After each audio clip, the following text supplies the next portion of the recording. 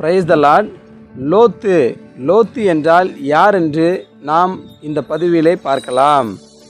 ஆபிரகாமுக்கு நாகோர், ஆரான் என்ற 2 சகோதரர்கள் இருந்தனர். அதனை ஆதியாகமம் 11ஆம் அதிகாரம் 26ஆம் வசனத்திலே பார்க்கலாம். ஆரானின் மகன்தான் லோத்து. ஆரான் இறந்து விட்டதால் ஆபிரகாம் லோத்தை தன்னோடு வைத்திருந்தான்.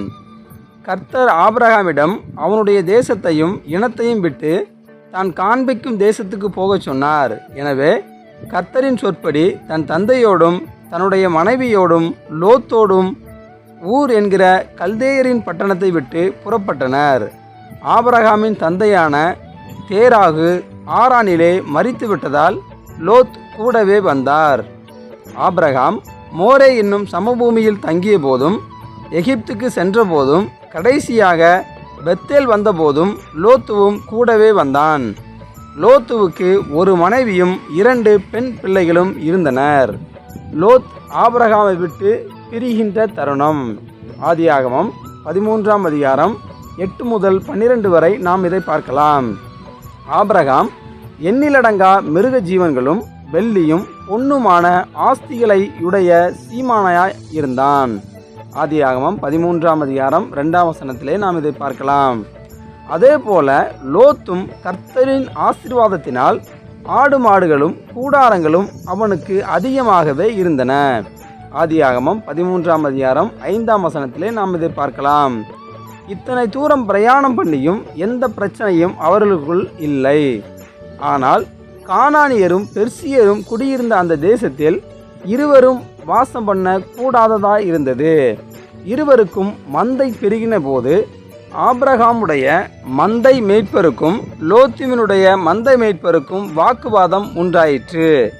எனவே ஆபிரகாம் லோத்துவிடம், உனது ஆட்களுக்கும் எனது ஆட்களுக்கும் இடையிலே இனி எந்தவித வாக்குவாதமும் விரோதமும் வேண்டாம். நாம் சகோதரர்கள், ஆகையால் சமாதானமாக பிரிந்து விடுவோம் என்றான். மேலும் லோத்துவிடம், உனக்கு விருப்பமான எந்த இடத்தையும் நீ தேர்ந்தெடுத்துக்கொள் என்றும், நீ இடது பக்கமாய் போனால் நான் வலது பக்கமாய் போகிறேன், நீ வலது பக்கமாய் போனால் நான் இடது பக்கமாய் போகிறேன் என்றும் கூறினான். வாய்ப்பு கிடைத்தவுடன் லோத்து மகிழ்ச்சியுடன் அதை ஏற்றுக்கொண்டான். லோத்து யோர்தான் நதிக்கு அருகான சமவெளியை பார்த்து அங்கு நீர்வளம் இருப்பதையும், அது கர்த்தரின் தோட்டத்தைப் போலவும் எகிப்து தேசத்தைப் போலவும் இருந்ததையும் கண்டான். எனவே லோத்து யோர்தான் சமவெளியை தேர்ந்தெடுத்தான். ஆனால் லோத்து தேர்ந்தெடுத்த அந்த இடத்தில் தேவ பிரசன்னமோ பரிசுத்தமோ தேவ நீதியோ எதுவும் இல்லை. இருவரும் பிரிந்தார்கள். லோத்துவின் மனைவி கணவனின் யோசனையை மாற்ற எந்த முயற்சியையும் எடுக்கவில்லை. லோத்து கிழக்கு நோக்கி பயணம் செய்தான். ஆபிரகாம் கானான் தேசத்தில் தங்கியிருந்தான். லோத்து மேலும் தெற்கு நோக்கி நகர்ந்து சோதோமில் கூடாரம் அடித்தான். லோத்து சோதோம் ஜனங்கள் கர்த்தருக்கு எதிராக பாவம் செய்து கொண்டிருந்தனர் என்பதை அறிந்திருந்தார். இந்த நிலையில் சினேயாவின் ராஜா, எலாசாரின் ராஜா, ஏலாமின் ராஜா, ஜாதிகளின் ராஜா ஆகிய 4 சோதோமின் ராஜாவோடும் குமோராவின் ராஜாவோடும் அத்மாவின் ராஜாவோடும் சேபோமின் ராஜாவோடும் பேலாவின் ராஜாவோடும் போர் புரிந்தனர். அதில் சோதோம் குமோராவின் ராஜாக்கள் முறிந்தோடியதால் ஜெயித்தவர்கள் சோதோமிலுள்ள கோமோராவிலுள்ள பொருட்களையும் போஜன பதார்த்தங்களையும் கொள்ளையடித்து சென்றனர். அப்பொழுது லோத்தையும் அவனுடைய பொருட்களையும் சிறைப்பிடித்து கூட்டிக் கொண்டு போனார்கள். இதை யாரோ ஒருவன் சீகேமிலிருந்து வந்து ஆபிரகாமிடத்தில் லோத்தை சிறைப்பிடித்து கூட்டி போன செய்தியை கூறினான். அதை கேட்ட ஆபிரகாம் தன்னுடைய வீட்டிலுள்ள 318 ஆட்களுடன் போய் போரிட்டு 4 ராஜாக்களையும் வென்று தன் சகோதரனான லோத்தையும் அவனுடைய பொருட்களையும் ஸ்திரீகளையும் ஜனங்களையும் திருப்பி கொண்டு வந்தான். சோதோம் கொமோராவின் பாவம் தேவ சந்நிதியில் எட்டினதால் கர்த்தர் அதை அழிக்க சித்தம் கொண்டு தன்னுடைய தூதர்களை அனுப்பினார். அப்பொழுது லோத்து சோதோமின் வாசலில் அமர்ந்திருந்தார்.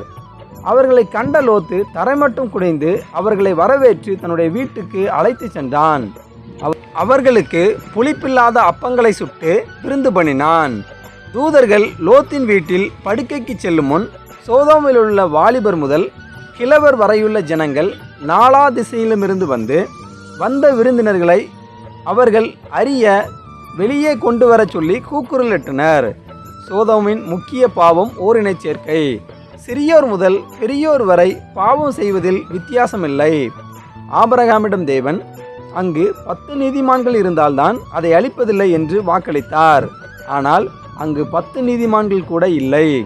ஏனெனில் ரோமர் 3:23 கூறியிருப்பது போல் எல்லாரும் பாவம் செய்து தேவ மகிமையற்றவர்களாக இருந்தனர். அதை கேட்ட லோத்து வீட்டை விட்டு வெளியே வந்து கதவை பூட்டி அவர்களிடம் எந்த அக்கிரமமும் செய்ய வேண்டாம் என்று கேட்டுக்கொண்டான்.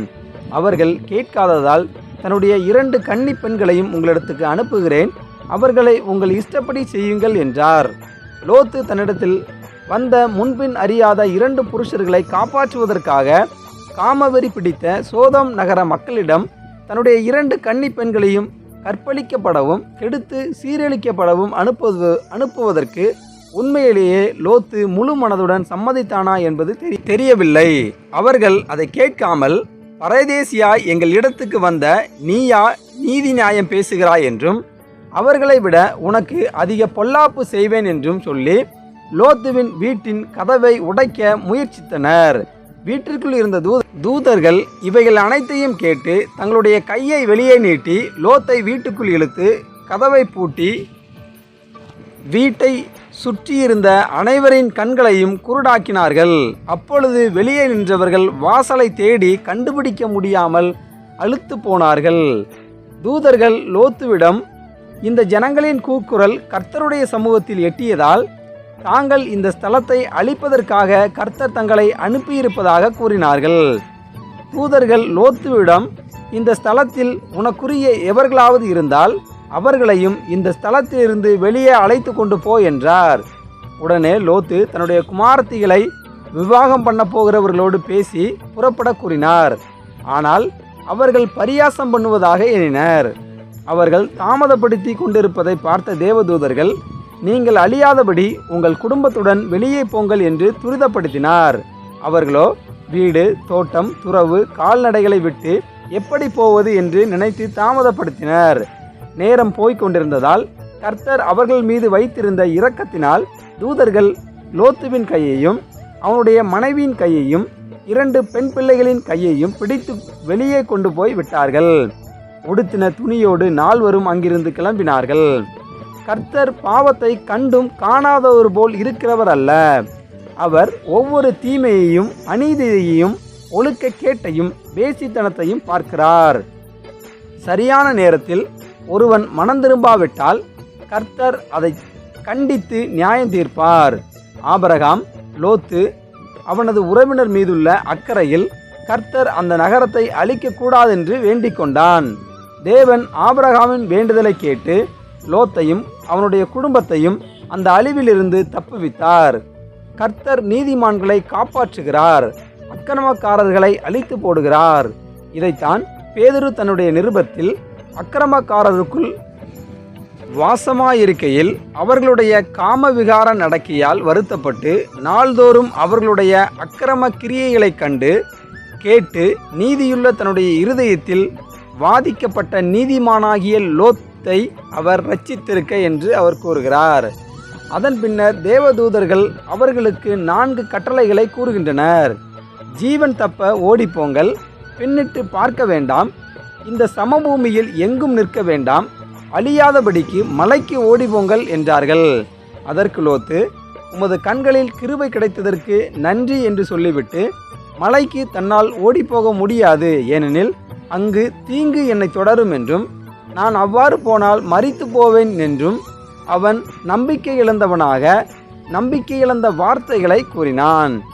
மோசே கர்த்தரின் வார்த்தையின்படி மலை மேலேறி சென்றதால் தான் கர்த்தர் அவனிடம் தன்னுடைய கையால் எழுதின நியாயப்பிரமாணத்தின் கட்டளைகளை பெற்றான். இயேசு மலைக்கு சென்று மறுரூபமானதை மலைக்கு அவருடன் சென்ற பேதுரு, யாக்கோபு, யோவான் 3 பேரும் தரிசித்தார்கள். மலைக்கு போகச் சொன்ன கர்த்தர் அங்கு போய் சேரும் பலத்தையும் தருவார் என்ற எண்ணம் லோத்துவுக்கு இல்லை. லோத்து தான் ஆபிரகாமிடம் போகிறேன் என்று கூறவில்லை. லோத்து நீதிமானாயிருந்தும் நாள்தோறும் தான் வாழ்ந்த இடத்தின் அக்கிரம கிரியைகளைக் கண்டு இருதயத்தில் வாதிக்கப்பட்டும் அதை விட்டு செல்ல வேண்டும் என்கிற எண்ணம் சிறிதளவு கூட இல்லாமல் இருந்தான். அவன் பக்கத்தில் உள்ள சோவார் என்ற ஊருக்கு போகிறேன் என்றான். லோத்து கடைசியில் சகோதரர் ஐக்கியத்தை இழந்து, செல்வம் இழந்து, மனைவியை இழந்து, ஜீவன் தப்பும் பலனையும் இழந்து தவித்தான். தேவனின் பாதையில் நெருக்கங்கள் இருக்கலாம், ஆனால் நம்பிக்கை உண்டு. அதற்கும் தேவதூதர்கள் அனுக்கிரகம் பண்ணி தீவிரமாய் அங்கு ஓடி தப்பித்துக்கொள் என்றனர். லோத்து அங்கு போய் சேரும் வரை தாங்கள் ஒன்றும் செய்ய முடியாது என்று கூறினர். லோத்து சேவாருக்குள் சென்றபோது சூரியன் உதித்தது. அப்பொழுது கர்த்தர் சோதோமின் மேலும் குமோராவின் மேலும் வானத்திலிருந்து கந்தகத்தையும் அக்னியையும் வருஷிக்க பண்ணினார். அந்த அக்கினி அந்த பட்டணங்களையும் அங்கிருந்த குடிசைகளையும் பூமியின் பயிர்கள் அனைத்தையும் அழித்து போட்டது. சோதோம் கொமோராவில் 10 நீதிமான்கள் கூட இல்லாததால் அவைகள் அழிக்கப்பட்டன. லோத்து நீதிமானாய் இருந்தும் அவனுடைய பெயர் எபிரேயர் 11ஆம் அதிகாரத்தில் கூறப்படவில்லை. நீதிமான்களின் பட்டியலில் லோத்தின் பெயர் இடம்பெறவில்லை. லோத்தின் மனைவி கர்த்தர் கொடுத்த கட்டளைகளை மீறி பின்னிட்டு தாங்கள் வசித்த சோதோம் குமோராவை திரும்பி பார்த்து உப்புத்தூண் ஆனாள். இன்றும் நாம் அங்கு போனால் இந்த உப்புத்தூணை பார்க்கலாம். உலகம் நம்மை பின்னிட்டு பார்க்க வைக்கிறது. ஆனால் இயேசு உங்கள் பொக்கிஷம் எங்கே இருக்கிறதோ அங்கே உங்கள் இருதயமும் இருக்கும் என்று கூறியிருக்கிறார். மத்தேயு 6ஆம் அதிகாரம் 21ஆம் வசனத்திலே நாம் பார்க்கலாம். ஒருவன் தன்னை பின்பற்றி வர விரும்பினால் எல்லாவற்றையும் விட்டு பின்பற்றி வர வேண்டும் என்றும் கூறியிருக்கிறார். இந்த உலகத்தின் பொல்லாப்புகளிலும் அக்கிரமங்களிலும் சிற்றின்பங்களிலும் ஈடுபாடு கொண்டவர்கள் தேவ கோபாக்கினை, தண்டனை மற்றும் அழிவு ஆகியவற்றிலிருந்து தப்புவதில்லை என்று எச்சரிப்பதற்காக இயேசு கிறிஸ்து இவ்வாறு கூறினார். கலப்பையின் மேல் கை வைத்தவன் பின்னிட்டு பார்க்கக்கூடாது என்று இயேசு கிறிஸ்து லூக்கா 9ஆம் அதிகாரம் 62ஆம் வசனத்திலே தெளிவாக கூறியிருக்கிறார். ரோமர் 3ஆம் அதிகாரம் 23ஆம் வசனத்தில் கூறியிருப்பதைப் போல சோதோம் கொமோராவில் உள்ள எல்லாரும் பாவம் செய்து தேவ மகிமையற்றவர்கள் ஆனார்கள். இன்று சோதோம் கொமோரா சபக்கடலின் தெற்கு பகுதியில் மூழ்கி கிடக்கிறது.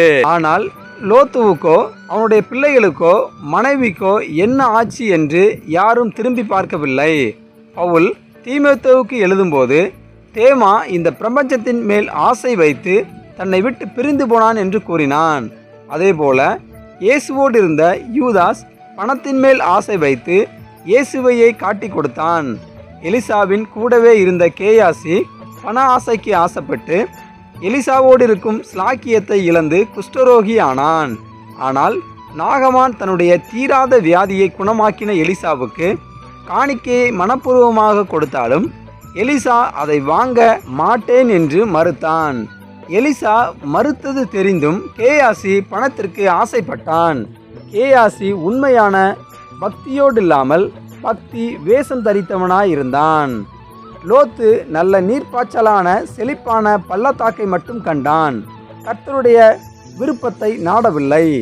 அவன் சோதோமின் பொல்லாப்புகளை வெறுத்துவிட அதிகமாக தன்னுடைய ஆதாயத்தையே விரும்பினான். லோத்து நீதியையும் நியாயத்தையும் போதுமான அளவு விரும்பி இருந்தானால் அவன் பாவம் நிறைந்த மக்களின் பொல்லாத வழிகளை விட்டு விலகி தனியாக இருந்திருப்பான். ஆனால் லோத்து அதற்கு பதிலாக பொல்லாங்கானவைகளை சகித்து கொண்டு தீமை நிறைந்த சோதோம் நாட்டிலேயே குடியிருந்தான். இயேசு லோத்துவின் மனைவியை நினைத்து கொள்ளுங்கள் என்று கூறினார்.